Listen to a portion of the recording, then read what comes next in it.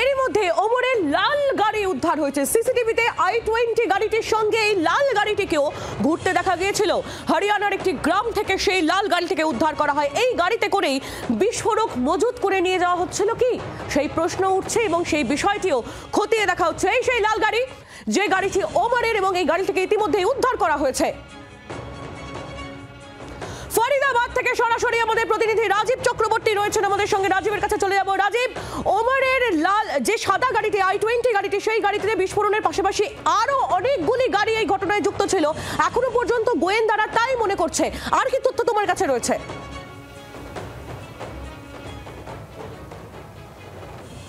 দেখো, যে লাল রঙের ইকো স্পোর্টস গাড়িটির কথা বলা হচ্ছে, সেই লাল রঙের ইকো স্পোর্টস গাড়িটি ঠিক আমি যেখানে দাঁড়িয়ে রয়েছি এর পেছনে গিয়ে একটুখানি জায়গা রয়েছে। পুলিশ এখন নিরাপত্তার কারণে এবং তদন্তের কারণে সেখানে এনএসজি কমান্ডো রয়েছে, এনআইএর আধিকারিকরা রয়েছেন, এখনই সংবাদ মাধ্যমকে সেখানে যেতে দিচ্ছে না। কিন্তু এখান থেকে 100-150 মিটার গেলেই বাঁদিকে ওই গাড়িটি রাখা রয়েছে। আর সেই গাড়িটির সঙ্গে জড়িয়ে রয়েছে এই পুরো বিস্ফোরণ এবং এই আলফালা যে বিশ্ববিদ্যালয়, তাদের হাসপাতালের এবং তাদের চিকিৎসকদের যে যোগ সাজস, একেবারে জঙ্গি কার্যকলাপ যেভাবে হয়েছে তার স্পষ্ট কিন্তু সংযোগ রয়েছে এই গাড়িটির সঙ্গে। এই গাড়িটির যে চালক, তার নাম ফাহিম, তাকে এলাকার লোক ফাহিমউদ্দিন হিসেবে জানে এবং সে এই গাড়িটি চালায় এবং তার সঙ্গে ডক্টর উমরের একটি সম্পর্ক ছিল বলেও জানা যাচ্ছে। এখন এই গ্রামে যাদের বাড়ির কাছে এই গাড়িটি রাখা হয়েছে তাদের সঙ্গে যদি আমরা একটুখানি কথা বলার চেষ্টা করি, তারা কি বলছেন এবং তারা এই গাড়িটিকে কিভাবে দেখেছেন, কবে দেখেছেন, এবং এই গাড়িটির সঙ্গে জঙ্গি যোগ রয়েছে। জঙ্গিযোগ অর্থাৎ যে বারুদ, বিপুল পরিমাণ যে বারুদ রাখা ছিল, সেই বিপুল পরিমাণ বারুদ এখান থেকে সরানোর ক্ষেত্রে এই গাড়িটিকে ব্যবহার করা হয়েছে, এমনটাই অনেকে কিন্তু বলছেন। এবং এই পুরো ঘটনাটি কিন্তু এখানকার লোকজন যারা রয়েছেন তারা কিছুতেই সেটিকে মেনে নিতে পারছেন না, তারা বিশ্বাস করতে পারছেন না।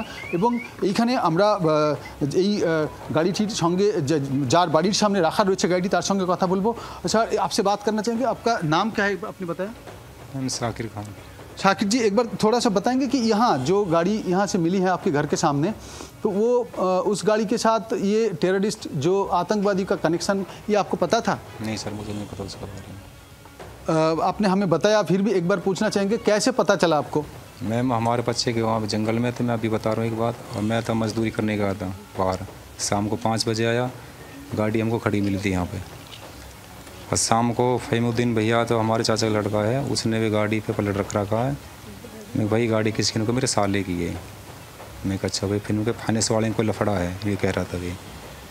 फिर कल वे आए थे, कल यहाँ पे पुलिस प्रशासन, पहले 2 आदमी आए थे, एक गाड़ी आई थी, उसमें फाइनेंस वाले भी आए थे और उसमें एक सियाई वाला था, पुलिस वाला, उसको क्या एक वो लड़का खुद था जो गाड़ी यहाँ पे खड़ी करके छोड़ के गया था, वो उसने कल गिरफ्तार कर रखा जी उन्हें भी।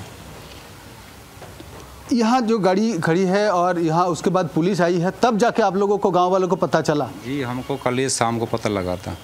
यहाँ से अल्फला जो यूनिवर्सिटी है कितने दूर है? करीबन 14-15 किलोमीटर पड़ेगी यहाँ से। और अभी आप दिखा सकते हैं गाड़ी कहाँ से खड़ी, मतलब ये लाल स्पोर्ट्स जो इको स्पोर्ट्स कहाँ है, मतलब आपके घर कितने दूर है यहाँ से? उसमें एंटर नहीं करने दे रहे। नहीं, यहाँ से दिखा दीजिए कहाँ कितने दूर है। मैम जी, यहाँ से करीबन 15 मीटर दूरी पे है, मतलब ऐसे जाके घूम के 30 मीटर दूरी पे पड़ेगा। अच्छा जी। যেমনটা তিনি বলছেন যে তার বাড়ির সামনে এই গাড়িটি যখন রাখে ফহিম, তখন তাকে জানায় যে তার শ্যালকের এই গাড়ি এবং সেটি ফাইন্যান্স যে করা গাড়ি এবং সেটির প্রিমিয়াম দেওয়া হয়নি, তাই গাড়িটির সমস্যা রয়েছে, তাই গাড়িটি আনা হয়েছে। মিথ্যে কথা বলে তার বাড়ির সামনে গাড়িটির আনা হয় এবং ইকো স্পোর্টস গাড়ি রাখার পর জানা যায় যে এখানে সেটিতে জঙ্গি সংযোগ রয়েছে। এই ঘটনায় এই যেখানে আমি রয়েছি, এই খান্ডাবলি গ্রামে, এই খান্ডাবলি গ্রামের এরা যারা গ্রামের বাসিন্দা তারা বলছেন কঠোর শাস্তি হোক যদি জঙ্গি যোগ থাকে।